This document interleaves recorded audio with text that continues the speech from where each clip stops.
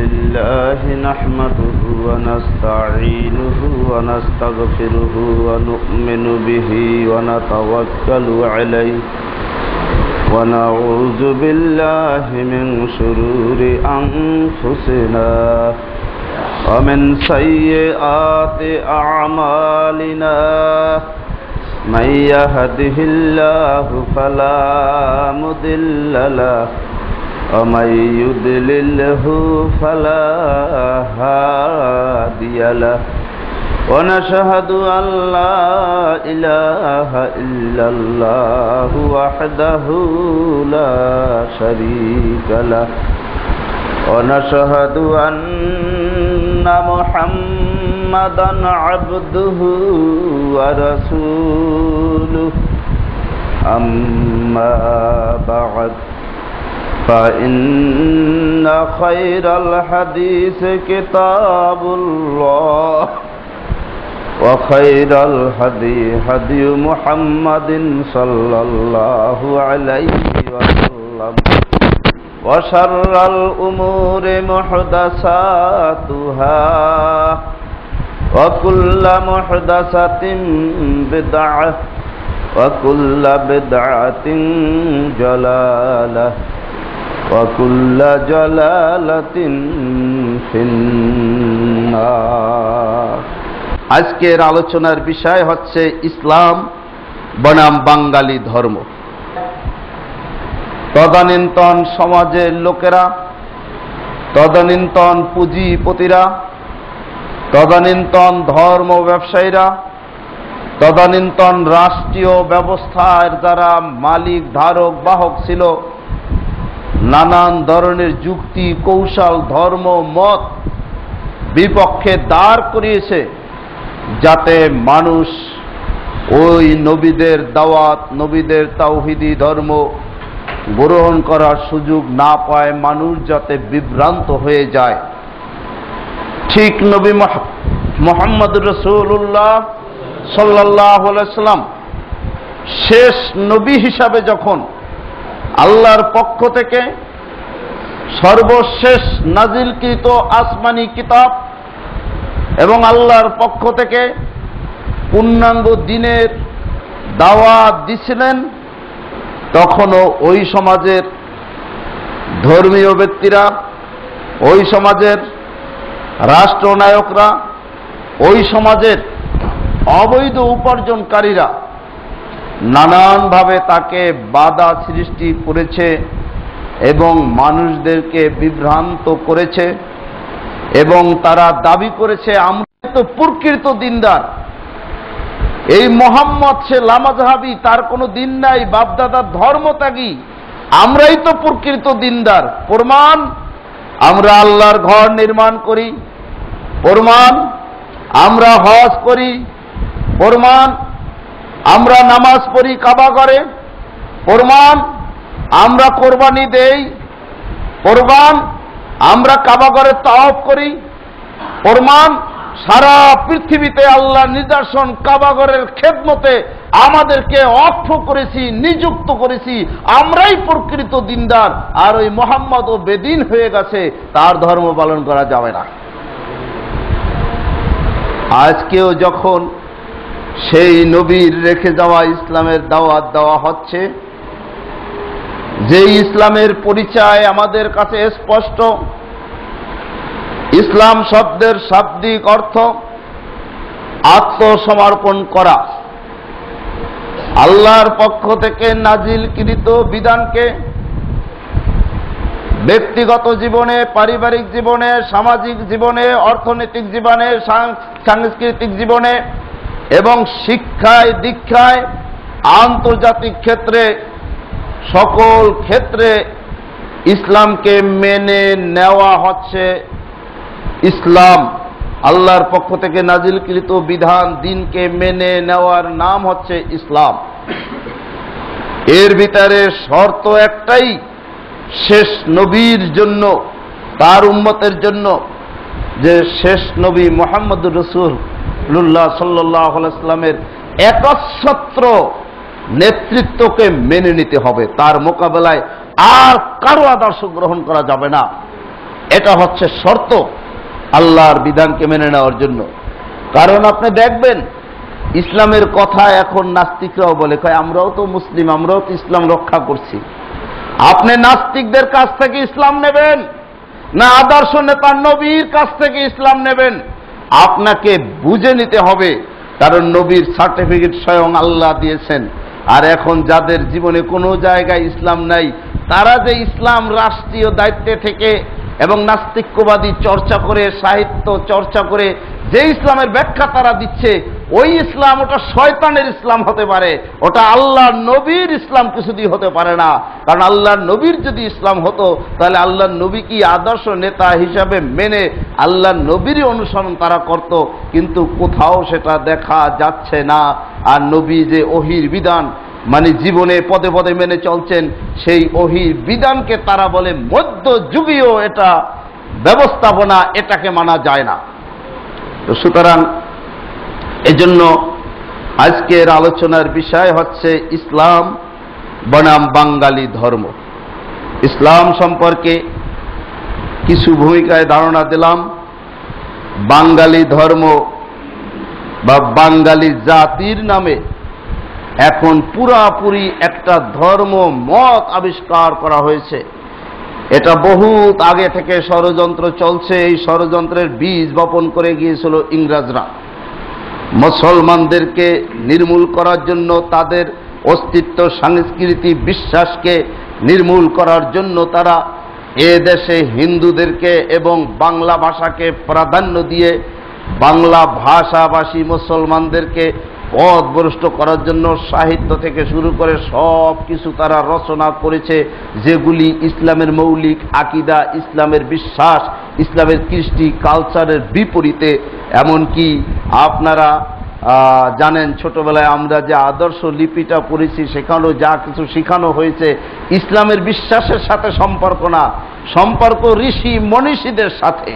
এভাবে করে আমাদেরকে একটা নূতন জাতিতে বানানোর জন্য, মুসলিম থেকে স্বতন্ত্র আলাদা একটা জাতিতে পরিণত করার জন্য যে শত বৎসর ধরে চেষ্টা চলছিল, সেটার এখন আত্মপ্রকাশ করেছে প্রকাশ্যে। সমস্ত বিশ্ববিদ্যালয়গুলো থেকে, বাংলা বিভাগ থেকে নেতৃত্ব দেওয়া হচ্ছে এবং যাদেরকে নোবেল পুরস্কার দেওয়া হচ্ছে, যাদেরকে জাতীয় কবি মানে খেতাব দেওয়া হচ্ছে, তারা সকলেই যত সাহিত্য এবং বই পুস্তক লেখে, তারা যোগ্য কবি তখনই হন, যোগ্য লেখক তখনই হন, যখন ইসলামের আকীদা বিশ্বাসের বিপরীতে তারা নূতন কিছু পেশ করে এবং কৃষ্টি কালচারে মানে শিরক এবং বেদাত জড়িত এবং বিধর্মীদের কৃষ্টি কালচার তারা এদেশে সাহিত্যের নামে উপহার দিতে পারলেই বড় কবি হয়ে যায়, বড় লেখক হয়ে যায়। আর সেটাই আমাদের যুবকদের খাওয়ানো হয়, কারণ বিশ্ববিদ্যালয়, ওখানে কোনো ইসলামপন্থী আকীদা বিশ্বাসের লোক চাকরি পাওয়া সম্ভব না, যত ভালোই রেজাল্ট করুক।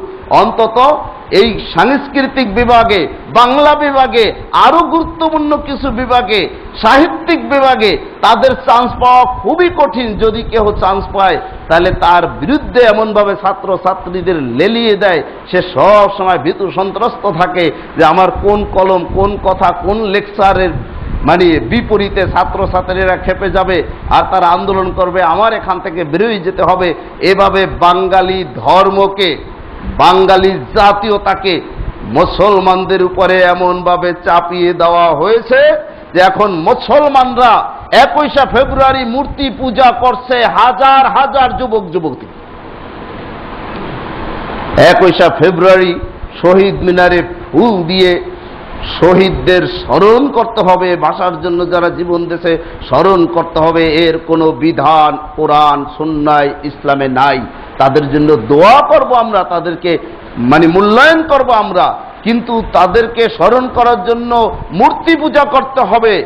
ভাষা, এটা মাতৃভাষা অস্বীকার করার কোনো সুযোগই নেই। এজন্য আমার মায়ের ভাষা বাংলা, আমার ভাষা বাংলা, এজন্য অর্জন করার কিছু নেই, বর্জন করারও কিছু নেই, কারণ আমি জন্মগ্রহণ করেছি এই ভাষার উপরে। সুতরাং এ ভাষাকে ভালোবাসা, শ্রদ্ধা করা, এ ভাষার সম্প্রসারণ কামনা করা, এইটা ইসলামে কিন্তু নিষিদ্ধ নয়। কিন্তু ভাষাকে পূজা করা ইসলামে হারাম, শিরক। কারণ আল্লাহ নিজে বলেছেন ভাষা তিনি সৃষ্টি করেছেন মানুষের পাপ, যাতে একে অপরকে চিনতে পারে, মনের ভাব প্রকাশ করতে পারে। ওয়াখালাকা লাকুম মা ফিল আরজি জামিয়া, এভাবে শুধু ভাষা নয়, পৃথিবীতে অনেক কিছুই আল্লাহ সৃষ্টি করেছেন, এটা মানুষ পূজা করবে সেগুলোর এজন্য না, বরং মানুষের জন্য আল্লাহ সৃষ্টি করেছেন। কিন্তু এখন ভাষাকে কেন্দ্র করিয়া বাঙালি ধর্ম সৃষ্টি করে আজকের আমাদেরকে আল্লাহর ইবাদত বন্দিগি থেকে বের করে এনে ভাষার গোলামে পরিণত করা হচ্ছে বাংলাদেশে। এটাই হচ্ছে বাঙালি ধর্মের বৈশিষ্ট্য।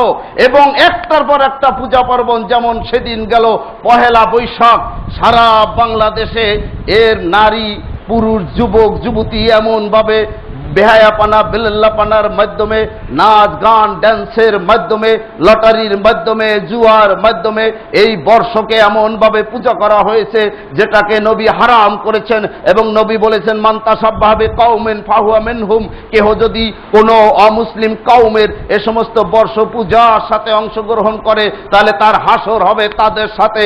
শুধু তাই নয়, আল্লাহ নবী আরো স্পষ্ট করে বলেছেন, এটা আবু দাউদের হাদিস। আরেকটি হাদিস যেটা আল্লামা নাসিরউদ্দিন আলবানী সহি বলেছেন, অনেকেই সহি বলেছেন, স্পষ্ট করে বলেছেন যারা এরকমের বর্ষ বিভিন্ন বার্ষিকী অমুসলিমদের উদযাপন করবে, সেটা ব্যবসা বাণিজ্যের কারণে হোক, যে কোনো কারণে হোক, মুসলমানরা যদি এগুলি করে তাহলে তাদের হাসর হবে তাদের সাথে, মুসলমানের সাথে তাদের হাসর হবে না। তারা শিরকে লিপ্ত হয়ে গেল বিদায় মুশরিকদের সাথে তাদের হাসর হবে, মুসলমানদের সাথে, নবীর সাথে, সাহাবীদের সাথে তাদের হাসর হবে না। অথচ আজকের এই পূজা পার্বণগুলো এমনভাবে করানো হচ্ছে, আর এটা দিয়ে দাঁড় করানো হচ্ছে আলেম ওলামাদের বিপক্ষে, যে আলেম ওলামারা বাংলা ভাষার বিরোধী, তারা 21শে চেতনার বিরোধী, তারা মুক্তিযুদ্ধের চেতনার বিরোধী। এভাবে আলেম ওলামারা যখনই মানুষকে আল্লাহর দাসত্বের দিকে ডাকে, আহ্বান করে, তখনই এরা এই বাঙালি ধর্মের অনুসারীরা এরা আলেম ওলামাদেরকে বলে এরা রাষ্ট্রদ্রোহী, এরা দেশ বিরোধী, এরা মৌলবাদী, এরা সাম্প্রদায়িক, এরা জঙ্গি, এরা তালেবান, এরা পাকিস্তানি, এরা আরবি, এভাবে নানান ধরনের ভাষায় আমাদেরকে আলাদা করার জন্য চূড়ান্ত সিদ্ধান্ত নিয়ে শাহবাগ থেকে বাংলা ধর্মের প্রচারণা ব্যাপকভাবে শুরু করে সমগ্র বাংলাদেশকে আজকের দুই ভাগে ভাগ করে ফেলা হয়েছে। আমাদেরকে বাংলাদেশ থেকে নির্মূল করার ঘোষণা করেছে শাহরিয়ার কবির সহ যারা রয়েছে এই সমস্ত নেতৃত্বে। তারা অকপটে টকশো সহ বিভিন্ন জায়গায় আমাদেরকে দেশদ্রোহী এবং আমরা স্বাধীনতা বিরোধী এবং আমরা এই বাংলাদেশের কৃষ্টি কালচার বিরোধী, বাংলাদেশের সংবিধান বিরোধী, মুক্তিযুদ্ধের চেতনা বিরোধী এবং 21শে ফেব্রুয়ারির চেতনা বিরোধী, এভাবে আমাদেরকে প্রমাণ করে আমাদেরকে এই দেশে রাখা হবে না, এ দেশে রাখা যাবে না, এ দেশে দুই জাতি চলতে পারে না, এ দেশে বাঙালি জাতিই থাকবে, সে হিন্দু হোক, বৌদ্ধ হোক, খ্রিস্টান হোক, বাংলা ভাষার ভিত্তিতে যে বাঙালি জাতীয়তায় বিশ্বাস করে, বাঙালি ধর্মের কৃষ্টি কালচার মানবে, মঙ্গলপুর দ্বীপ জ্বালানোয় যে বিশ্বাস করবে, শিখাকে চিরন্তন বলে যে বিশ্বাস করবে, আল্লাহকে চিরন্তন বলে বিশ্বাস করাটা জরুরি মনে করছে না, শিখা আগুনকে চিরন্তন বলে যারা বিশ্বাস করাটাকে জরুরি মনে করছে, এরাই হচ্ছে বাঙালি ধর্মে বিশ্বাসী। এরা আমাদেরকে এই দেশে দুই জাতি থাকতে পারে না বিদায় যে কোনো ভাবে আমাদেরকে ঘায়েল করার জন্য গভীর ষড়যন্ত্র নিয়ে সামনে আগাচ্ছে। এদেশের আলেম ওলামাও সেটা বুঝতে পেরেছেন, বুঝতে পেরেই তারা ঐক্যবদ্ধভাবে 13 দফা দিয়েছেন। তার প্রথম দফাই হচ্ছে এই, যেই আল্লাহ এই বাংলাদেশকে সৃষ্টি করেছেন, যেই আল্লাহ আসমান সৃষ্টি করেছেন, যেই আল্লাহ জমিন সৃষ্টি করেছেন, যেই আল্লাহ পাহাড় সৃষ্টি করেছেন, সেই আল্লাহর প্রতি আস্থা বিশ্বাস যারা রাখবে না তারা এদেশে ক্ষমতায় থাকতে পারবে না। সম্মানিত উপস্থিতি, আমাকে একটু সাহায্য করতে হবে, যেহেতু লাইনচ্যুত হয়ে গেলে আমার অসুবিধা হচ্ছে। আপনারা নীরবে শুনবেন, আপনারা ইমানি জজবায় বলে ওঠেন, ঠিক, এটা আমি বুঝি, শ্রদ্ধা করি, কিন্তু আমি লাইনচ্যুত হয়ে যাই, কথা এরপরে যেটা বলবো সেটা হারিয়ে যাই। এজন্য আপনারা নীরবে শুনবেন, আমি খুশি হব, দোয়া করব। অনেক ভাই এখন বিভিন্ন অঞ্চল থেকে, দূর দূরান্ত থেকে এখানে আসেন এবং আমাদের বক্তব্য, আমাদের বিশ্বাস, আমাদের আকীদা এটা আজকের টোটাল খুলনায় আপনাদের মাধ্যমে ছড়িয়ে পড়তেছে। এটা আলহামদুলিল্লাহ অনেক ভালো। এই আমার হিসেবে 400-র উপরে আমাদের ভিডিও ক্যাসেট এই মাত্র 1-1.5 মাসের মধ্যে বিতরণ হয়েছে। তো এটা আলহামদুলিল্লাহ আপনাদের আবেগ, আপনাদের ভালোবাসা, আপনাদের চেষ্টা এবং আপনাদের আন্তরিকতার কারণেই এভাবে প্রসারতা লাভ করছে। আশা করা যায় আগামী 6 মাসের মধ্যে লক্ষ লক্ষ মানুষের কাছে আমাদের আকীদা বিশ্বাস, আমাদের ধর্ম বিশ্বাস এটা ইনশাল্লাহ পৌঁছে যাবে। আর এদেশের মানুষ এখন জেগেছে ইসলাম নিয়ে, জেগেছে আল্লাহর উপরে বিশ্বাস নিয়ে, জেগেছে একমাত্র নবীকে আদর্শ নেতা হিসাবে গ্রহণ করে। সুতরাং যারা বিশ্বাস করে স্রষ্টার উপরে, যারা নবীকে আদর্শ নেতা হিসাবে গ্রহণ করেছে, তাদের এই আন্দোলন কশিনকালেও বুলেট বোমা মেরে হত্যা করে মামলা মকদ্দমায় জড়িয়ে এবং এদেরকে নির্মূল করার জন্য যত গভীর ষড়যন্ত্রই করুক না কেন, কশিনকালেও এই আন্দোলন দমানো যাবে না, ইনশাআল্লাহ সম্ভব হবে না। সম্মানিত উপস্থিতি, এই বাঙালি ধর্মের পূজা পার্বণ একটার পর একটা, রাজনৈতিকভাবে এরা ইসলামের সবচেয়ে বড় দুশমন। বাঙালি ধর্মে যারা বিশ্বাস করে, রাজনৈতিকভাবে ইসলামকে এরা মানতেই পারে না। রাজনৈতিকভাবে এরা ধর্ম নিরপেক্ষ আদর্শকে গ্রহণ করেছে। রাজনৈতিকভাবে এরা সমাজতন্ত্রকে গ্রহণ করেছে। রাজনৈতিক আদর্শ হিসাবে এরা পুঁজিবাদী গণতন্ত্রকে গ্রহণ করেছে। অর্থনৈতিক ক্ষেত্রে এরা শুধু পুঁজিবাদী এটাই নয়, বৈধ অবৈধ কোনো ব্যাপার নয়, সুদ ঘুষের কোনো ব্যাপার নয়।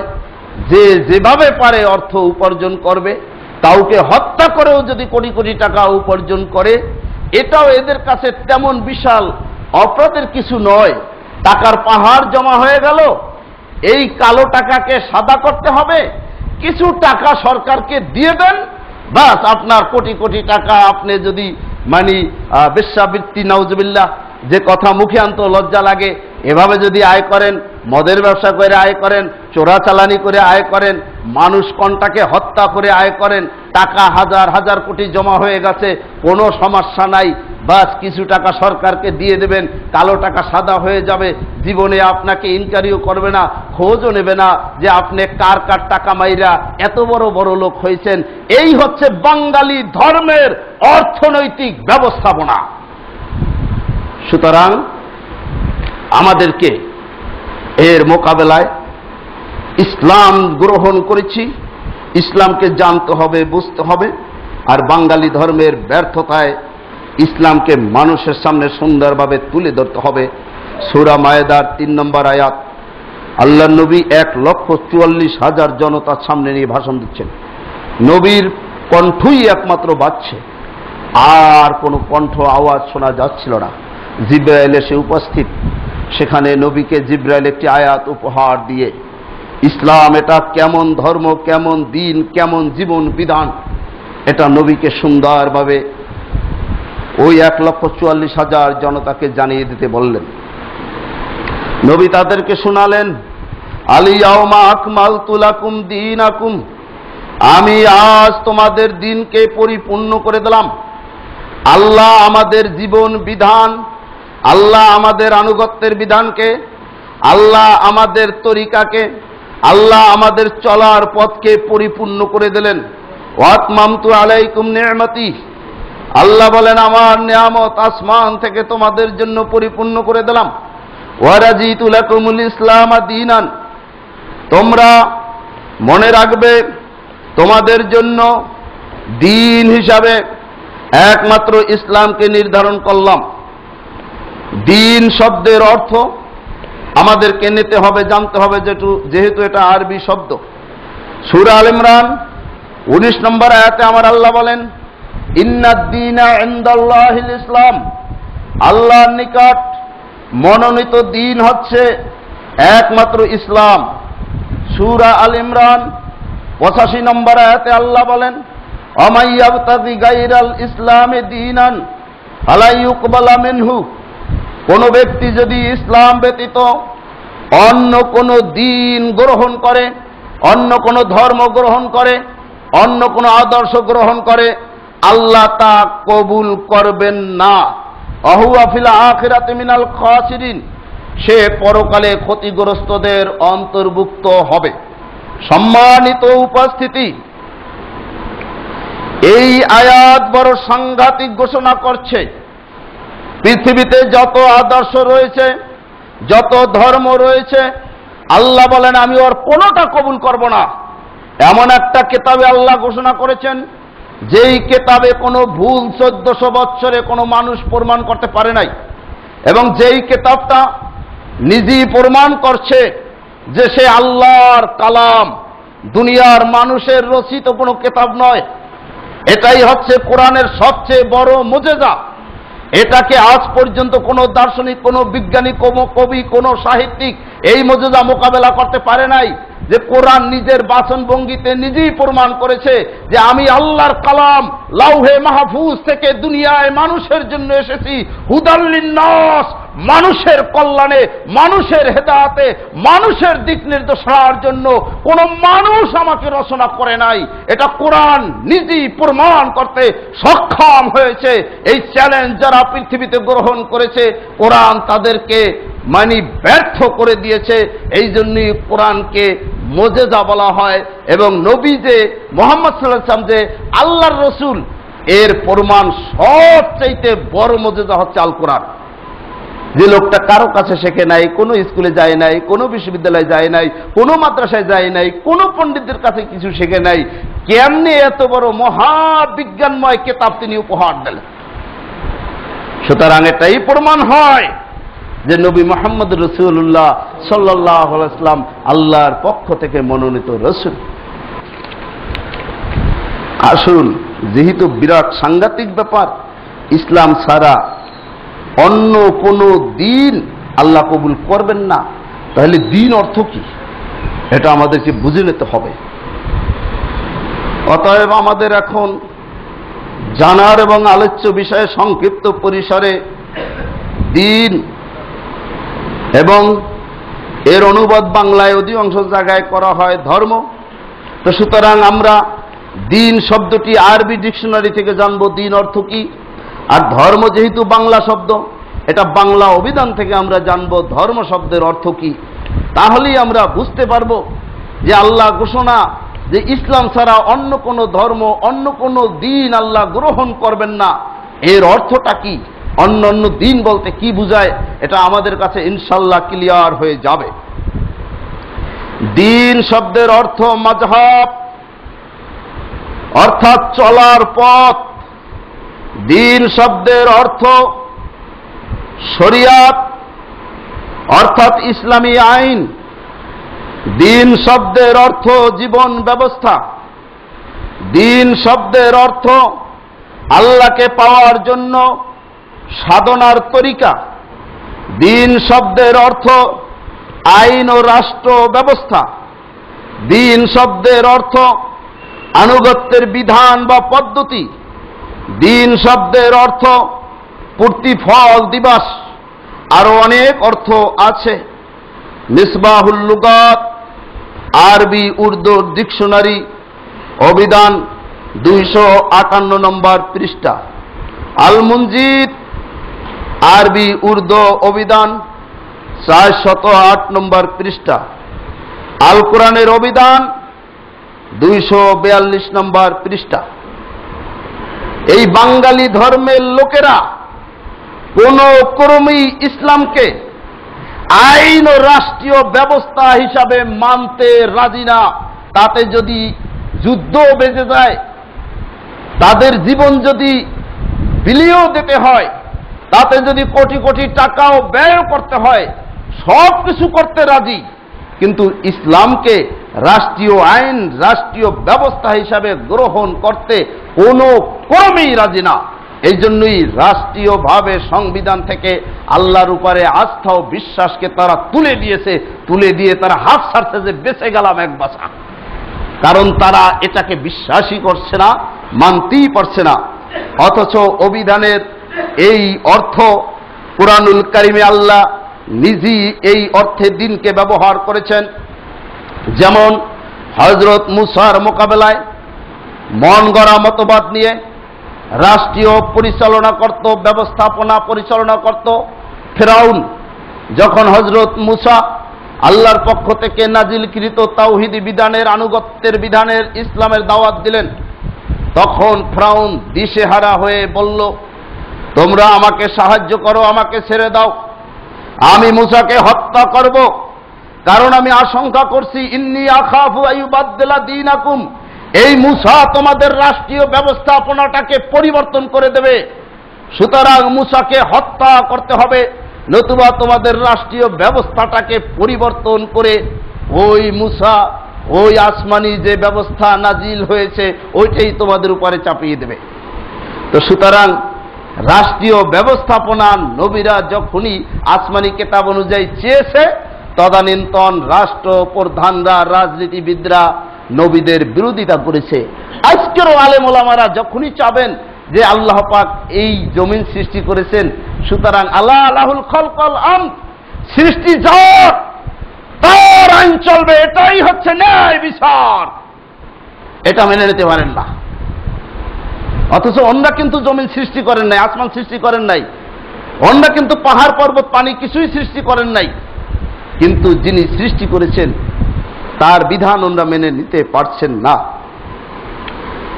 আরো এক জায়গায়, বেশ কয়েক জায়গায় আইন অর্থে দিন শব্দটা স্বয়ং আল্লাহ ব্যবহার করেছেন, যেমন সূরা ইউসুফ ৭৬ নম্বর আয়াত, যখন ইসু আলাইহিসসালামের ভাই বিনয়ামিন চিহ্নিত হলো, এখন তারে রেখে দেবে অন্য ভাইদের কাছ থেকে, কৌশলবশত তার ব্যাগের ভিতরে যখন বাটি ঢুকানো হলো, এরপরে বাটি গেল কোথায়, বাটি গেল কোথায় খোঁজাখুঁজি করা হলো, দেখা গেল যে তার ব্যাগের মধ্যেই, তার বস্তার মধ্যেই বাটি পাওয়া গেল। তখন লোকেরা তাকে ধরে রেখে দিল।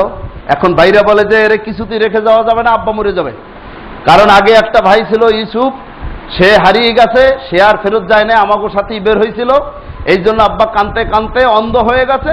এখন এরে যদি নিয়ে না যাই, এখানে রেখে যাই, তাহলে আব্বা অস্থির হয়ে যাবে, আমরা তারে জবাব দিতে পারবো না, আমাকে বিশ্বাস করবে না, সুতরাং আমাকেও একজনকে রেখে দেন, কিন্তু আমার ভাই ইয়ামিনকে ছেড়ে দেন।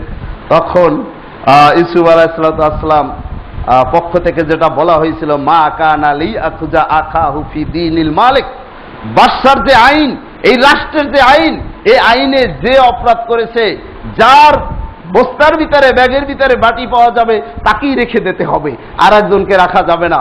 অতএব বনিয়ামিনের ব্যাগের ভিতরে বাটি পাওয়া গেছে, সেই এখানে থাকবে। আসলে হযরত ইউসুফ আলাইহিস সালাম বহুদিন পর আপন ভাইকে পেয়েছে, কাছে রেখে তার সাথে আলাপ আলোচনা করবে, পরিচয়টা তারে দেবে। তো সেখানে আল্লাহ পাক দীনিল মালিক মানে বাদশার আইনে, রাষ্ট্রের আইনে, দিনটাকে এখানে স্বয়ং আল্লাহ আইন অর্থে ব্যবহার করেছেন। অতএব আল্লাহ যে ঘোষণা করেছেন, ওয়ারাজিতু লাকুমুল ইসলামা দীনান, আমি তোমাদের জন্য দিন হিসাবে ইসলামকে নির্ধারণ করলাম, এর মানে তোমাদের রাষ্ট্রীয় ব্যবস্থা হিসাবে, আইন হিসাবে আমি ইসলামকে নির্ধারণ করে দিলাম। এর বাহিরে ধর্ম নিরপেক্ষতা, এর বাহিরে সমাজতন্ত্র, এর বাহিরে মানব রচিত কোনো মতবাদ, কোনো আদর্শ, কোনো আইন তোমাদের জন্য মানা হারাম, মানা যাবে না, আল্লাহ নিষেধ করে দিয়েছেন। সুতরাং এখন যে লড়াই শুরু হয়েছে, এই লড়াই দীর্ঘ লড়াই, অনেক আগেই বলেছি, এই লড়াইতে বাংলাদেশে মুসলমানরাই ইনশাআল্লাহ জিতবে, বাংলাদেশের তাওহীদপন্থীরাই ইনশাআল্লাহ জিতবে। যত অভাব আমাদের আছে পূরণ করে দেবেন আল্লাহ, কারণ আমরা লড়ছি আল্লাহর পথে। আর যারা আল্লাহর অস্তিত্বকে অস্বীকার করে, আল্লাহর আস্থাকে অস্বীকার করে, আল্লাহর নাজিলকৃত আইনকে অস্বীকার করে, এবং তারা তুচ্ছ তাচ্ছিল্যভাবে বলে এটা মধ্যযুগীয়, এটা একটা মিথ্যা কথা, ডাহা মিথ্যা কথা। আল্লাহর উপরে আস্থা বিশ্বাস আদি পিতা হযরত আদম আলাইহিসসালাম থেকে চলে এসেছে, যুগে যুগে নবীরা আল্লাহর প্রতি আস্থা বিশ্বাসের দাওয়াত দিয়েছেন। আজকে সেই আল্লাহর প্রতি আস্থা বিশ্বাসকে এরা বলতেছে মধ্যযুগীয়, তাহলে এরা সঠিক ইতিহাসও মানে না, এরা তাওরাতের ইতিহাস মানে না, এরা জব্বুরের ইতিহাস মানে না, এরা ইনজিলের ইতিহাস মানে না, এবং যুগে যুগে মানুষ যে ইতিহাস রচনা করে আসছে সেটাও এরা মানে না। এরা কোনো ইতিহাস কি সঠিকভাবে মূল্যায়ন করতে রাজি না, সম্মানিত উপস্থিতি, আসুন এবার আমরা দিন শব্দটা আরবি থেকে ডিকশনারি থেকে বুঝেছি, এবার ধর্ম শব্দটাকে আমরা বাংলা অভিধান থেকে বুঝি। ধর্ম মানে ঈশ্বর উপাসনা পদ্ধতি, এক কথায় স্রষ্টার জন্য পূজা পার্বণের পদ্ধতি, ইবাদতের পদ্ধতি। ধর্ম মানে আচার আচরণ, ধর্ম মানে পরকাল বিষয়ের নির্দেশ ও তত্ত্ব। ধর্ম শব্দের অর্থ সাধনার পথ, যেটাকে সুফিরা বলে তরিকা। ধর্ম শব্দের অর্থ পুণ্য কর্ম, সৎকর্ম। ধর্ম শব্দের অর্থ কর্তব্য কর্ম। ধর্ম শব্দের অর্থ সুনীতি। ধর্ম শব্দের অর্থ আইন ও রীতি। ধর্ম শব্দের অর্থ ধর্ম অনুষ্ঠান, ধর্মীয় কার্য এবং মানুষের কর্তব্য অকর্তব্য সম্বন্ধে সঠিক জ্ঞান। ধর্ম শব্দের অর্থ স্বভাব ও চরিত্র। বাংলা একাডেমি ব্যবহারিক বাংলা অভিধান 639 নম্বর পৃষ্ঠা, সংসদ বাংলা অভিধান 353 নম্বর পৃষ্ঠা। এই বাংলা অভিধানের সাথে আরবি অভিধানের 99% মিল আছে, বেমিল কিছুই নেই। অতএব ঈশ্বর উপাসনা পদ্ধতি, আল্লাহর ইবাদতের পদ্ধতি, আল্লাহ যেটা নির্ধারণ করেছেন ওটাই সঠিক। ওর বাহিরে হাজার ইবাদতের পদ্ধতি, মঙ্গল প্রদীপ জ্বালানো সহ, পূজা পার্বণ সহ, মাজার পূজা, কবর পূজা, কাসিম পূজা এবং নেতা নেত্রীর পূজা, যাবতীয় পূজা পার্বণ, এই পদ্ধতি যেহেতু আল্লাহ নির্ধারণ করেন নাই বিদায় সব শিরক, সব হারাম, সব বাতিল। এই জন্যই মিলাদ পড়ায় আমরা বিশ্বাস করি না, এই জন্যই 40 শ্রাদ্ধে আমরা বিশ্বাস করি না। কারণ সূরা হজ, সূরা নম্বর 22 নম্বর অধ্যায় 67 নম্বর আয়াত, লিকুল্লি উম্মাতিন জাআলনা মানসাকা, আল্লাহ পাক বলেন প্রত্যেক নবীর উম্মতের জন্য ইবাদতের পদ্ধতি আমি স্বয়ং আল্লাহ নির্ধারণ করে দিয়েছি। সুবহানাল্লাহ। আমরা সেই আল্লাহ নির্ধারিত পদ্ধতির ধর্মে বিশ্বাস করি। মানুষ গাঁজা খাইয়া যে সমস্ত ধর্ম নিজে তৈরি করেছে, গাঁজাখোরদের ধর্মে মুসলমানরা বিশ্বাস করতে পারে না। এই জন্য বাঙালি ধর্মকে মুসলমানরা প্রত্যাখ্যান করেছে, তালাক দিয়েছে। আমাদের যে যুবক যুবতী বোঝে না, এটা আমাদের ব্যর্থতা। আমরা তাদেরকে কোরআন পড়াই নাই, আমরা তাদেরকে হাদিস পড়াই নাই, আমরা তাদেরকে ইসলামের সংস্কৃতি বুঝাই নাই, আমরা তাদেরকে ইসলামী তাহাজিব তামাদ্দুন বুঝাই নাই, আমরা তাদেরকে ইসলামী অর্থনীতি শিখাই নাই, আমরা তাদেরকে ইসলামী রাজনৈতিক দর্শন শিখাই নাই, আমরা তাদেরকে ডাক্তার বানাইছি, ইঞ্জিনিয়ার বানাইছি, কিন্তু ইসলামের শত্রু কারা, দুশ্মন কারা, এদেরকে তাদেরকে চিনাই নাই। এদের মোকাবেলা করার জন্য কি যোগ্যতা আমাদের যুবকদের দরকার, যুবতীদের দরকার, এটা এই যোগ্যতা অর্জনের জন্য কোনো বাজেট কোনোদিন করি নাই। বস্তুর গোলাম কেমনে হবে, দুনিয়ার গোলাম কেমনে হবে, মানুষের গোলাম কেমনে হবে, বউর গোলাম কেমনে হবে, মহিলাদের গোলাম কেমনে হবে এবং বর্ষের গোলাম কেমনে হবে, আল্লাহ সৃষ্টির গোলাম কেমনে হবে, সব কিছুর গোলাম হওয়ার জন্য সব কিছুকে সুন্দরভাবে তুলে ধরা হয়েছে। কিন্তু শিক্ষার ভিতরে আপনি পাবেন না আল্লাহর নির্দেশ, ইকরা বিসমি রাব্বিকাল্লাযী খলাক, পড়ো তোমার প্রভুর নামে যিনি তোমাকে সৃষ্টি করেছেন। সেই প্রভুকে পরিচয় করানো আমাদের বাংলাদেশ স্বাধীন হওয়ার থেকে এ পর্যন্ত শিক্ষা নীতিতে উদ্দেশ্য লক্ষ্যে আল্লাহর পরিচয়, পরকালের পরিচয় কোনো দিন ছিল না বিদায় উদ্দেশ্যহীন শিক্ষানীতি আজকের বাংলার যুবক যুবতীদেরকে ধ্বংস করে দিয়েছে, শেষ করে দিয়েছে, ডাস্টবিনে ফেলে দিয়েছে। এজন্যই আজকের ইসলামের এই করুণ পরিণতি। বাপ মসজিদে এসে চুপচাপ তসবিহ টেপে, ছেলে মেয়েরা ইসলামের বিরুদ্ধে অশ্লীলতা যা আছে সবকিছু বাসায় করে বেড়াচ্ছে, বাপের কিছুই করার নাই।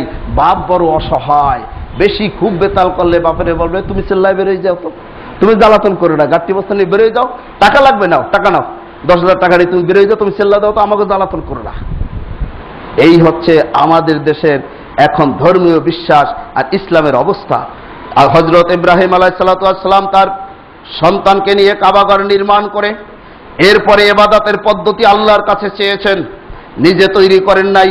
সূরা বাকারা 128 নম্বর আয়াত, ওয়া আরেনা আমানা আছে কানা, হে আল্লাহ তুমি ইবাদতের পদ্ধতি দেখাইয়া দাও, নামাজের পদ্ধতি শিখাইয়া দাও, হজ করার পদ্ধতি শিখাইয়া দাও, তাওয়াফ করার পদ্ধতি শিখাইয়া দাও। নবীরা আল্লাহর কাছ থেকে জানতে চেয়েছেন, শিখে নিয়েছেন, নিজেরা তৈরি করে নাই। নবীরা নিজেরা তৈরি করেন নাই, তৈরি করলেও সেটা মানা যাবে না। আল্লাহ স্বয়ং বলছেন সূরা আল হাক্কা 47, 45 এবং 46, 47 নম্বর আয়াতে দেখবেন সূরা আল হাক্কা, আল্লাহ সেখানে নিজে বলেছেন, আমার নবী যদি কোনো কথা আমার নামে রচনা করে চালিয়ে দিত তাহলে লাখাজনা মিনহু বিল ইয়ামিন সুম্মা লাকাতানা মিনহুল ওয়াতিন, আমি নবীর ডাইন হস্তকে ধরে ফেলতাম, কণ্ঠ নালীকে আমি আল্লাহ ছেড়ে ফেলতাম। সুবহানাল্লাহ। তাহলে নবীকেও আল্লাহ পাক ধর্ম রচনা করার, ইবাদতের পদ্ধতি তৈরি করার অধিকার আল্লাহ দেন নাই। আমাদের দেশে পীর সাহেবরা তারা কোথায় পাইলেন তরিকা আবিষ্কার করার অধিকার জানি না। আর বাঙালি ধর্মের লোকেরা মঙ্গল প্রদীপ জ্বালাইয়া আর মূর্তি পূজা কইরা, নেতা নেত্রীর কবর পূজা কইরা এরপরে এরা স্বর্গে যেতে চায়। এদের এই স্বর্গ কে বানাইছে আর কোথায় এই বিধান পেয়েছে আল্লাহই ভালো জানেন, আর বাঙালি ধর্মের উম্মতরাই ভালো জানে। আমরা বাঙালি উম্মত নই, আমরা উম্মতে মুহাম্মাদি। সারা পৃথিবীর মুসলমান আমরা এক উম্মাহ। আল্লাহ ঘোষণা করছেন ইন্নামাল মুমিনুনা ইখওয়াতুন, এক মুসলমান আর এক মুসলমানের ভাই, এক ইমানদার আর এক ইমানদারের ভাই। ভাষা যাই হোক, বর্ণ যাই হোক, দেশ যেটাই হোক, কালো হোক আর হাফসি হোক, কুৎসিত হোক, সুন্দর হোক, সকলেই আমাদের আপন ভাই। ইমানের ভিত্তিতে, ইসলামের ভিত্তিতে সারা পৃথিবীর মুসলমান এক জাতি। আমরা মুসলিম উম্মাহ। আমাদের আদর্শ নেতা নবী মুহাম্মদ রাসূলুল্লাহ সাল্লাল্লাহু আলাইহি ওয়াসাল্লাম। আর মুসলিম জাতি হিসাবে আমাদের জাতীয় পিতা হচ্ছে সূরা হজ 78 নম্বর আয়াত, মিল্লাতা আবিকুম ইব্রাহিম। আমাদের জাতীয় পিতা হচ্ছে হযরত ইব্রাহিম, কোন সলিমউদ্দিন কলিমউদ্দিন মুসলিম জাতির পিতা নয়। এটা ক্লিয়ার বুঝে নিতে হবে। এটা হচ্ছে ধর্ম, এটাকে আদৌ ছাড়া যাবে না, কোনো কনসিডার এক্ষেত্রে কারোর সাথে করা যাবে না। সম্মানিত উপস্থিতি, এই জন্যই আমাদেরকে স্পষ্ট বিশ্বাস রাখতে হবে, মূর্তিকে ফুল দিয়ে, মঙ্গল প্রদীপ জ্বালিয়ে কোনো উপাসনার পদ্ধতি ইসলামে নাই বিধায় আমরা এটাকে বাঙালি ধর্মের বিধান মনে করতে পারি। এটাকে আমরা কশ্চিনকালেও গ্রহণ করতে পারি না, কারণ আমাদের জন্য আল্লাহ ধর্ম নির্ধারণ করে দিয়েছেন ইসলামকে। সুতরাং ইসলামের বাহিরে আমরা যেতে পারি না। দিন শব্দের, ধর্ম শব্দের আরেকটি অর্থ হচ্ছে যে আনুগত্যের বিধান। স্রষ্টার কাছে আনুগত্যের বিধান কি হবে? সেটা হবে একমাত্র ইসলাম। ইয ক্বালা লাহু রাব্বুহু আসলিম। হযরত ইব্রাহিম আলাইহিস সালাতু ওয়াস সালামকে আল্লাহ যখন বললেন, ইব্রাহিম তুমি আনুগত্য স্বীকার করো, ক্বালা আসলামতু লিরাব্বিল আলামিন। বাকারা 131 নম্বর আয়াত, হযরত ইব্রাহিম বললেন যে আমি আত্মসমর্পণ করলাম জগতের প্রতিপালক আল্লাহর কাছে। আসলাম তো শব্দ বলে আমি ইসলাম গ্রহণ করলাম, ইসলাম গ্রহণের মাধ্যমে আমি আত্মসমর্পণ করলাম এই জগতের প্রভু আল্লাহর কাছে। শুধু তাই নয়, সূরা বাকারা 132 নম্বর আয়াতে হযরত ইব্রাহিম আলাইহিস সালাতু ওয়াস সালাম এবং ইয়াকুব আলাইহিস সালাতু ওয়াস সালাম সন্তানদের যে উপদেশ দিয়েছেন তার বাচনভঙ্গি হচ্ছে এই, ওয়া আসা বিহা ইব্রাহিমু বানিহি ওয়া ইয়াকুবু ইয়া বানিয়া ইন্নাল্লাহা আস্তাফা লাকুমুদ-দীন ফালা তামুতুন্না ইল্লা আনতুম মুসলিমুন। ইব্রাহিম আলাইহিস সালাম ও ইয়াকুব আলাইহিস সালাম স্বীয় সন্তানগণকে সৎ উপদেশ প্রদান করেছিল, হে আমার বংশধর, নিশ্চয়ই আল্লাহ তোমাদের জন্য দিন তথা আনুগত্যের বিধান নির্ধারণ করেছেন। সে বিধানটি হচ্ছে ইসলাম। অতএব তোমরা ফালা তামুতুন্না ইল্লা আনতুম মুসলিমুন, মুসলমান না হয়ে মৃত্যুবরণ করো না।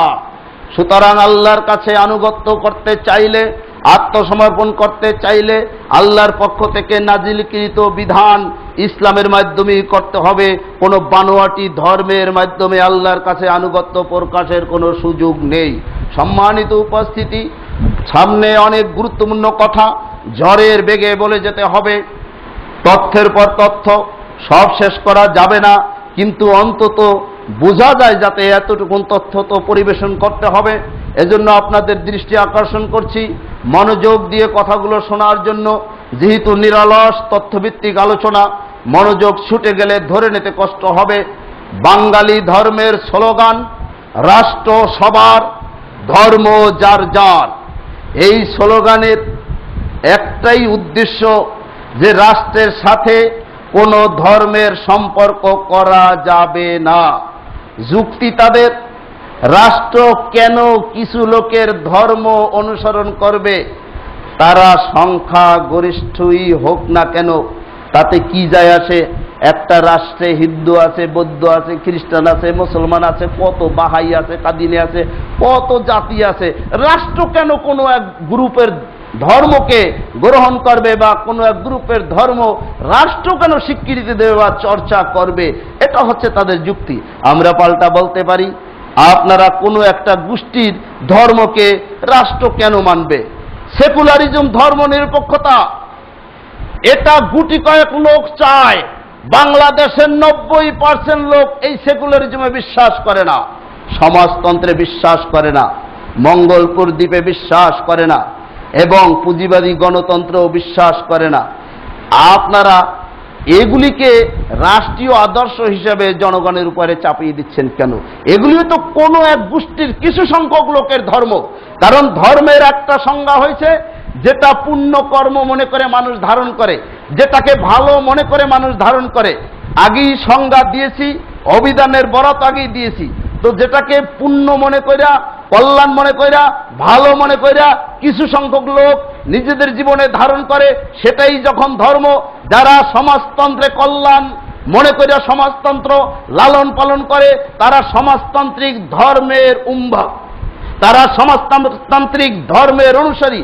যারা ধর্ম নিরপেক্ষতাকে কল্যাণকর এবং ভালো মনে কইরা ধর্ম নিরপেক্ষতাকে চর্চা করে, ওটাকেই লালন পালন করে, তাদের এই ধর্ম নিরপেক্ষতারই তারা অনুসারী, এরই তারা উম্মাত।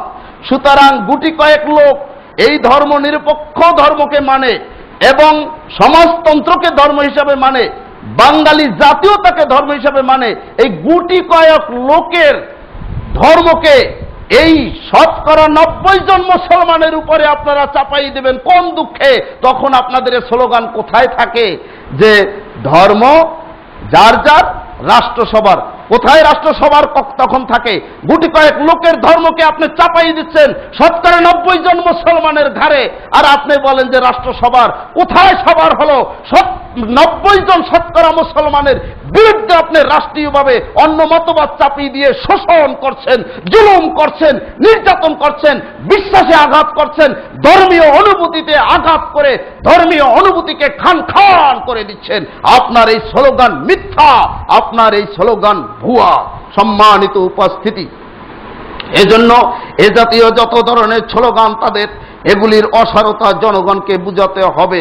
তাই এরা এই সমস্ত স্লোগান দিয়েই সংবিধান থেকে ইসলামের যা আছে সব বাদ দিয়ে শিক্ষানীতি করছে ইসলাম বিরোধী, ধর্ম নিরপেক্ষ বস্তুবাদের ভিত্তিতে। এরা নারী নীতি নির্ধারণ করেছে, সেটাও ইসলাম বিরোধী, এদের ধর্ম নিরপেক্ষ নীতির ভিত্তিতে। সম্মানিত উপস্থিতি, আমাদের কোরআন কি বলছে আমরা সেটা দেখব। সূরা তাওবার 29 নম্বর আয়াতে কোরআন আমাদের বলছে, কাতিলুল্লাযীনা লা ইউমিনুনা বিল্লাহি ওয়ালা বিল ইয়াউমিল আখির। তোমরা লড়াই করো, সংগ্রাম করো ওদের সাথে যারা আল্লাহর প্রতি আস্থা বিশ্বাস রাখে না, ওয়ালা বিল ইয়াউমিল আখির, যারা পরকালে বিশ্বাস রাখে না, ওয়ালা ইউহাররিমুনা মা হারামাল্লাহ, আল্লাহ যেটাকে হারাম ঘোষণা করেছে ওটাকে যারা হারাম মানে না।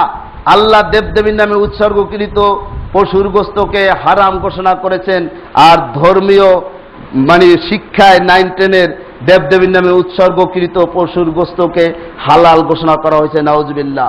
আল্লাহ মদকে হারাম করেছেন, আর এই এদের দৃষ্টিতে মদ হালাল। নাউজুবিল্লাহ। এরপরে ওয়ালা ইয়াদিনুনা দীনাল হক, যতক্ষণ পর্যন্ত আল্লাহর দ্বীনের তথা দ্বীনে হকের আনুগত্য না করবে, ততক্ষণ পর্যন্ত লড়াই চালিয়ে যাও, সংগ্রাম চালিয়ে যাও। এই জন্য 13 দফা দিয়ে সংগ্রাম, যেই 13 দফা মেনে নিতেই হবে, আল্লাহর দ্বীনের আনুগত্য করতেই হবে। রাষ্ট্রীয় দায়িত্বে বিএনপি আসুক, জামাত ইসলামী আসুক, আওয়ামী লীগ আসুক, ইসলামের আনুগত্য করে বাংলাদেশের রাষ্ট্রীয় ক্ষমতায় থাকতে হবে। ইসলামের আনুগত্য না করে অন্য কোন বানোয়াট ধর্ম ইসলামের উপরে চাপিয়ে দিয়ে বাংলাদেশের রাজত্ব করতে বাংলাদেশের মুসলমানরা আর দেবে না, এটাই আলেমরা ঘোষণা করেছে। সুতরাং এটা ন্যায়সঙ্গত দাবি, এই দাবি থেকে সরবে না। মনে করেন না যে এখানে এই কথা হচ্ছে, লক্ষ লক্ষ আলেমরা আজকের এই বিষয়গুলো মানুষের সামনে তুলে ধরছে। এজন্য প্রশিক্ষণের ব্যবস্থা হচ্ছে, গবেষণা চলছে, সারা বাংলাদেশ ব্যাপী গবেষণা চলছে। ওদিকে পিস টিভিতে জাকির নায়েকের যে সকল আলোচনা এখন দেওয়া হয়, বাংলাদেশকে প্রেক্ষাপটেই বাংলাদেশের অবস্থা লক্ষ্য করি, বাংলাদেশে ইসলামিক টিভিতে এবং বাংলায় পিস টিভিতে অধিকাংশ আলোচনা দেওয়া হয়, যা আমাদের প্রেক্ষাপটের সাথে মিল রয়েছে।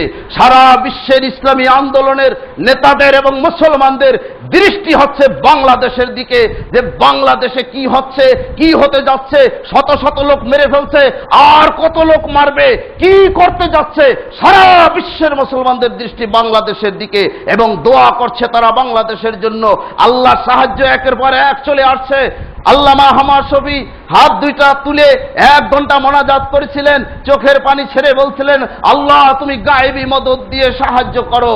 বাংলাদেশে লক্ষ লক্ষ সরল মনের মা বোনদেরকে টাকা পয়সা দিয়ে জোর জবরদস্তি করে বাধ্যতামূলকভাবে 27 এপ্রিল শাপলা চত্বরে মহা সমাবেশের মাধ্যমে আলেমদের বিরুদ্ধে লিলিয়ে দিতে চাইছিল, হেফাজতে ইসলামের বিরুদ্ধে লিলিয়ে দিতে চাইছিল, ইসলামের বিরুদ্ধে লিলিয়ে দিতে চাইছিল, আলেমদের বিরুদ্ধে ঘৃণা সৃষ্টি করতে চাইছিল, সারা বিশ্বের লোকদেরকে বিভ্রান্ত করতে চাইছিল। স্বয়ং আল্লাহ নেস্ত নাবুদ করে দিয়েছেন। কিন্তু আমরা দুঃখ প্রকাশ করছি, আমাদের যে ভাই বোন অসহায়ের মতো মরে গেলেন, আর্তনাদ করলেন, আহত হলেন। হে আল্লাহ, যারা মারা গেছে তাদেরকে জান্নাত নসিব করো, যারা আহত হয়েছে হে আল্লাহ তাদেরকে তুমি সুস্থ করে দাও। হে আল্লাহ, এই পরিবারের সকলকে তুমি ইস্তেকামাত এবং স্থিরতা প্রশান্তি লাভের তৌফিক তুমি এনায়েত করো। এই ভাই বোনদেরকে জোর করে বিল্ডিংয়ে ঢুকিয়ে তাদেরকে হত্যা করা হলো এবং সমস্ত গার্মেন্টস মালিকদেরকে বাধ্য করা হয়েছিল তাদেরকে অবশ্যই শ্রমিক দিতে হবে, বিশেষ করে মেয়ে শ্রমিকদেরকে দিতে হবে। এজন্য আল্লাহ সে ষড়যন্ত্রকে যে বানচাল করে দিয়েছেন, এজন্য আমরা আল্লাহর দরবারে একবার সকলে মিলে কালেমাত শুকরিয়া আদায় করে নিচ্ছি, আলহামদুলিল্লাহ। সম্মানিত উপস্থিতি, আল্লাহ সাহায্য ইনশাআল্লাহ এভাবে আসবে সত্য দিনের আনুগত্য প্রতিষ্ঠার জন্যই এবং সত্য দিন তথা দ্বীনে হককে প্রতিষ্ঠিত করার জন্যই, সকল ধর্ম মতের উপরে বিজয় করার জন্যই স্বয়ং আল্লাহ নবীকে পাঠিয়েছিলেন। কুরআনুল কারীম অধ্যায় হচ্ছে 61, সূরার নাম হচ্ছে সাফ, আয়াত হচ্ছে 9। হুয়াল্লাযী আরসালা রাসূলাহু বিল হুদা ওয়া দীনিল হক লিইয়ুযহিরাহু আলাদ দীনি কুল্লিহি, যে তিনি আল্লাহ তার রাসূলকে প্রেরণ করেছেন হেদায়েত সহকারে, তার রাসূলকে প্রেরণ করেছেন দ্বীনে হক সহকারে, লিইয়ুযহিরাহু আলাদ দীনি কুল্লিহি। দুনিয়ায় যত ধর্ম রয়েছে, দুনিয়ায় যত মত ও পথ রয়েছে, সমস্ত মতবাদের উপরে ইসলামকে বিজয় করার জন্য। ইসলাম কোন মতবাদের অধীনে থাকার জন্য আসে নাই, ইসলামকে সব মতবাদের উপরে বিজয় করার জন্য আল্লাহ নবীকে পাঠিয়েছেন। সেই দায়িত্ব নবী পালন করে অর্ধ পৃথিবীতে ইসলামিক খেলাফত প্রতিষ্ঠিত করে তারপরে নবী দুনিয়া থেকে বিদায় নিয়েছেন। এখন সেই দায়িত্ব মুসলিম উম্মার উপরে। বাংলাদেশে ইসলাম বিজয় হবে, ইসলামের অধীনে সব চলবে। ইসলাম কোন ধর্মের অধীনে থাকবে না, ধর্ম নিরপেক্ষবাদের অধীনে ইসলাম থাকবে না, সমাজতন্ত্রের অধীনে ইসলাম থাকবে না, পুঁজিবাদী গণতন্ত্রের অধীনে ইসলাম থাকবে না। ইসলামের অধীনে সবাইকে থাকতে হবে, নতুবা রাষ্ট্রীয় ক্ষমতায় থাকতে দেওয়া হবে না। জামাত ইসলামী আসলেও থাকতে দেওয়া হবে না, বিএনপি আসলেও থাকতে দেওয়া হবে না, আওয়ামী লীগকেও থাকতে দেওয়া হবে না। যদি থাকতে চান 13 দফা মেনে নিয়ে থাকতে হবে, ইসলামের আনুগত্য করে থাকতে হবে, আল্লাহর প্রতি আস্থা বিশ্বাস রেখে ক্ষমতায় থাকতে হবে, নতুবা থাকতে পারবেন না। আগামী 2-4 মাসের মধ্যে ইনশাআল্লাহ টের পাবেন। আর একটু দেখে নেন 5 তারিখে অবস্থাটা কি, যদি জ্ঞানী হন দেখি বুঝবেন, নতুবা সারা বাংলাদেশে গ্রামগঞ্জে 2-4-6 মাসের মধ্যে তাওহীদি জনতার এমন উত্থান ঘটবে, এমন ভাবে তাওহীদি জনতার জাগরণ সৃষ্টি হবে, বাংলাদেশ ওলট পালট হয়ে যাবে। বাংলাদেশের গাছ পাতা পাহাড় পর্বত সব কিছু শুধু বলবে ইসলাম ইসলাম ইসলাম ইসলাম, ইসলাম ছাড়া আর কিছু চলবে না। ইনশাআল্লাহ সেই অবস্থা তৈরি হয়ে যাবে।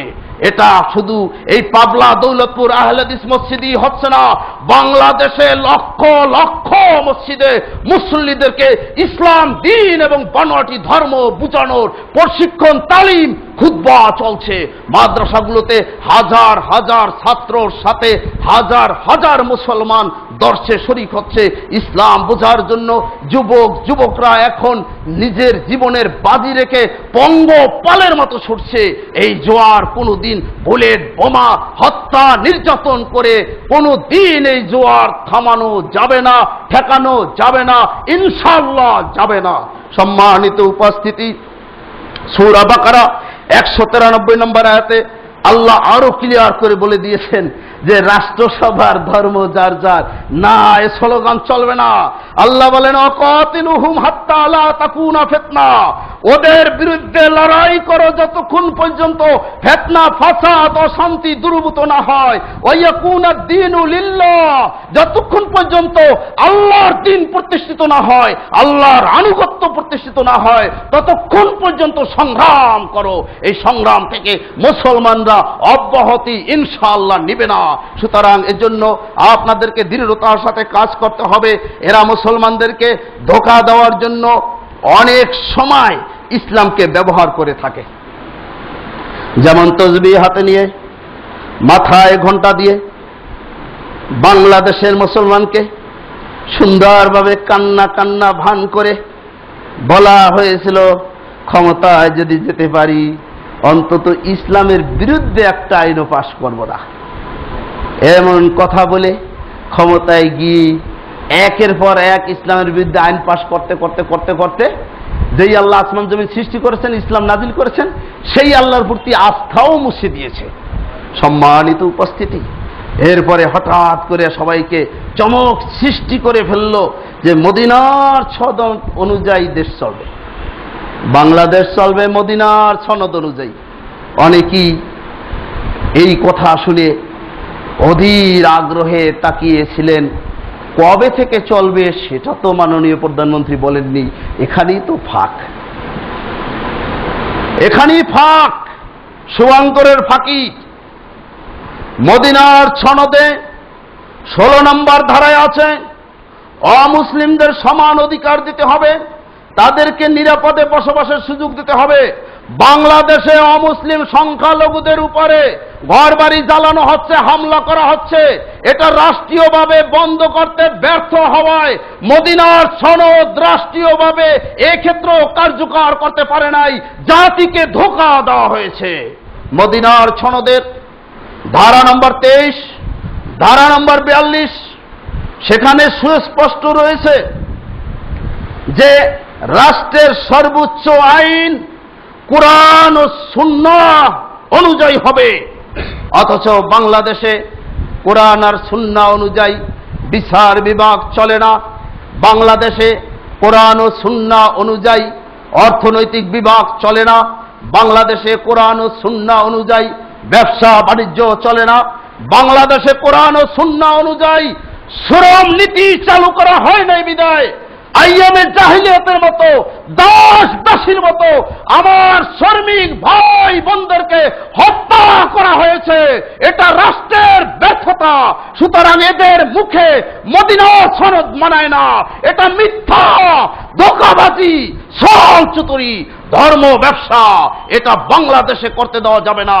এই ধর্মের দোহাই দিয়ে অপকর্ম করার সুযোগ বাংলাদেশের মুসলমানরা আর দেবে না। এজন্য আমাদেরকে সামনে অগ্রসর হতে হবে। সম্মানিত উপস্থিতি, অত্যন্ত দ্রুত আমাকে কথাগুলি বলতে হচ্ছে। এখন যে চ্যাপ্টারে এসে পড়ছি সাংঘাতিক, খুবই গুরুত্বপূর্ণ, খুবই আমাদের প্রয়োজন। নিত্য আমরা প্রশ্নের সম্মুখীন হই, আরে বাঙালি ধর্মে বিশ্বাস করলে কি হবে, সমাজতন্ত্রে বিশ্বাস করলে কি হবে, ধর্মনিরপেক্ষতায় বিশ্বাস করলে কি হবে? ব্যক্তিগত জীবনে তো ইসলামের কিছু কিছু বিষয় মেনে চলে। কি?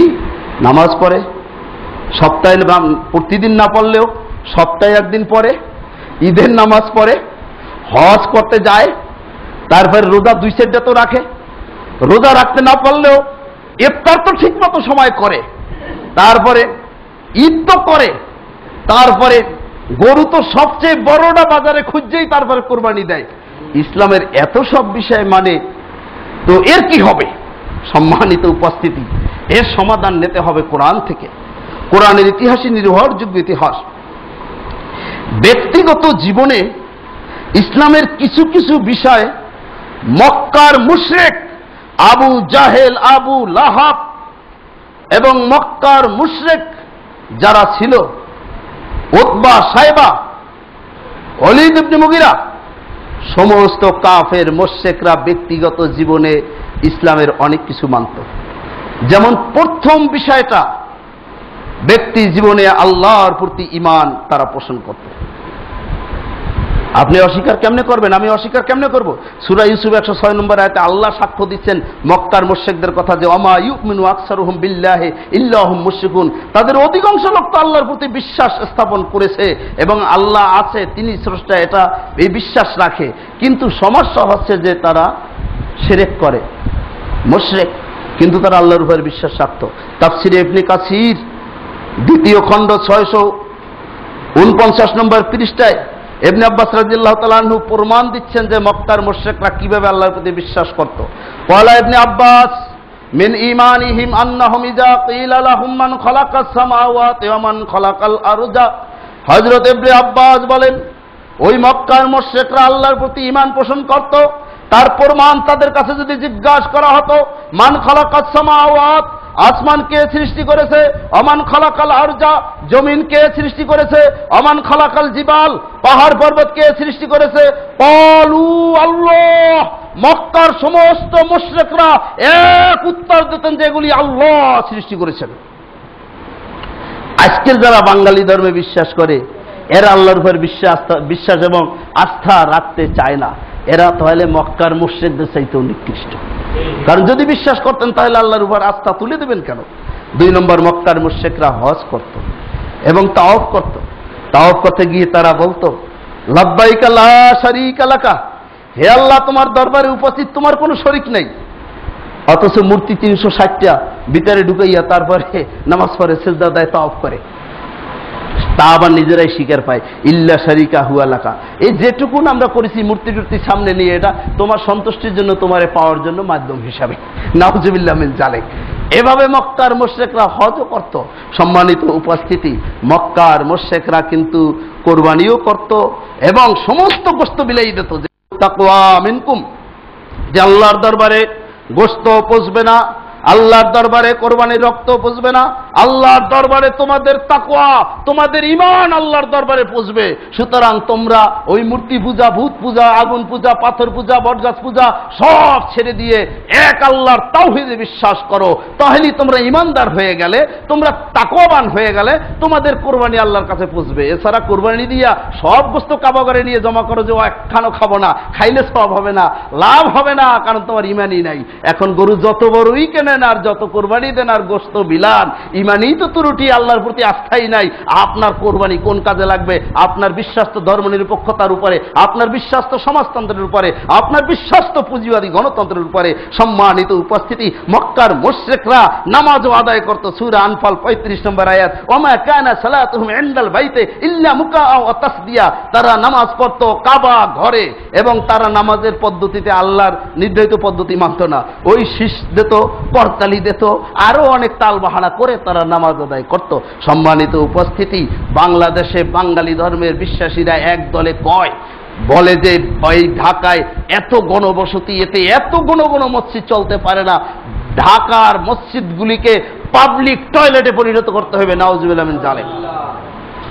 অথচ মক্কার মুশরিকরা আবু জাহেল, আবু লাহাবরা কাবা ঘর নির্মাণ করত, কাবা ঘরে মর্যাদা দিত, আল্লাহর ঘরের চত্বরে নামাজ পড়ত।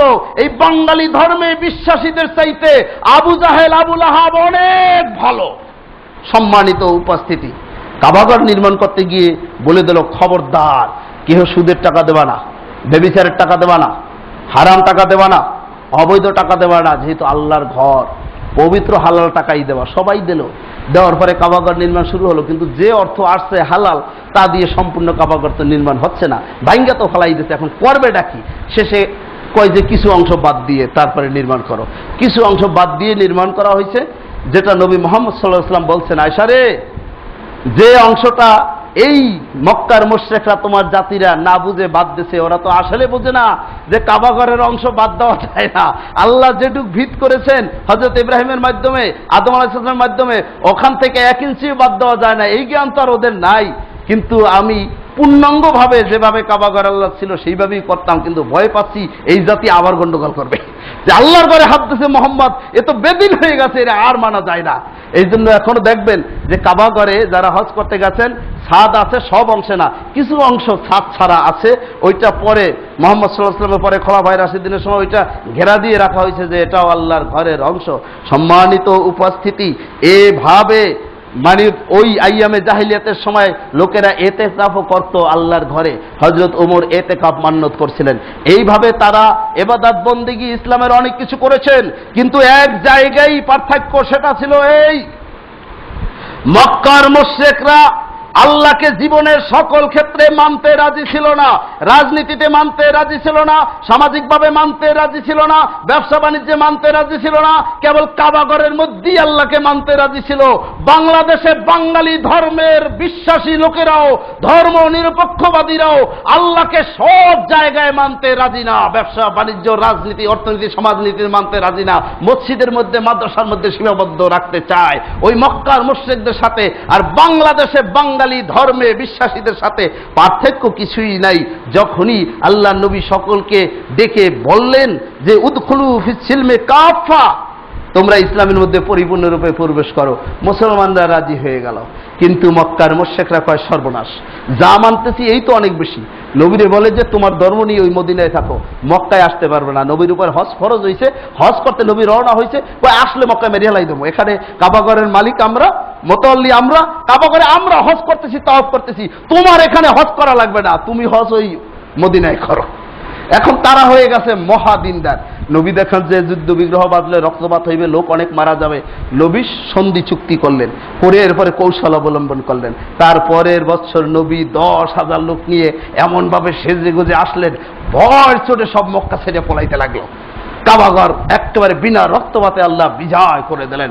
সম্মানিত উপস্থিতি, এই ইতিহাস থেকে প্রমাণ হয় যে আল্লাহ পাক পরিপূর্ণরূপে ইসলামে প্রবেশ করতে বলেছেন। মক্কার মুশরিকরা এটা রাজি ছিল না, আংশিকভাবে মানতে রাজি ছিল। ওয়ালা তাত্তাবিউ খুতুওয়াতিশ শাইতান, আল্লাহ পাক বলছেন শয়তানের পদাঙ্ক অনুসরণ করো না।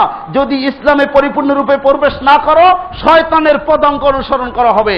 আবু জাহেল, আবু লাহাব, মক্কার মুশরিকরা ইসলামকে পরিপূর্ণরূপে প্রবেশ না করে শয়তানের পদাঙ্ক অনুসরণ করে ওরা জাহান্নামী হয়ে গেছে, ওরা লাঞ্ছিত হয়েছে, অপমানিত হয়েছে, ইতিহাসের আস্তাকুরে নিক্ষিপ্ত হয়েছে।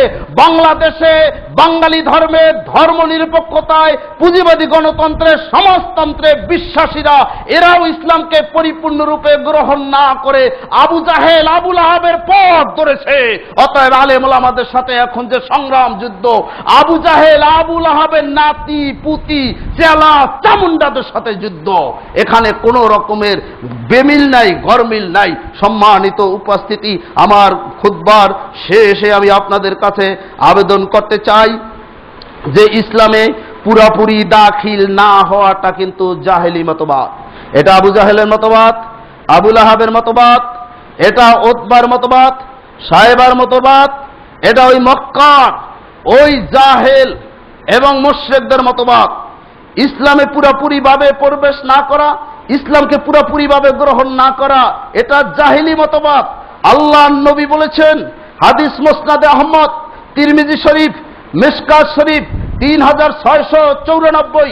আল্লামা নাসিরউদ্দিন আলবানী বলেন, ইসনাদুন সহিহুন ওমান দাওয়া বে দাওয়াল জাহিলিয়াতে কোন ব্যক্তি যদি ওই জাহিলিয়াতে মতবাদের দিকে ডাকে, মানে ইসলামকে পূর্ণাঙ্গভাবে মানা যাবে না, রাষ্ট্রে মানা যাবে না, অর্থনীতিতে মানা যাবে না, আন্তর্জাতিক ক্ষেত্রে মানা যাবে না, শিক্ষা ব্যবস্থায় মানা যাবে না, নারী নীতিতে মানা যাবে না, শ্রম নীতিতে মানা যাবে না, সংস্কৃতিতে মানা যাবে না, এভাবে যারা ইসলামকে পরিপূর্ণরূপে মানতে রাজি না, ওই জাহিলিয়াতের মতবাদের দিকে দাওয়াত দেয়, আল্লাহর নবী বলেন ফাহুয়া মিন জুসা জাহান্নাম, ওরা জাহান্নামের ইন্ধন হবে।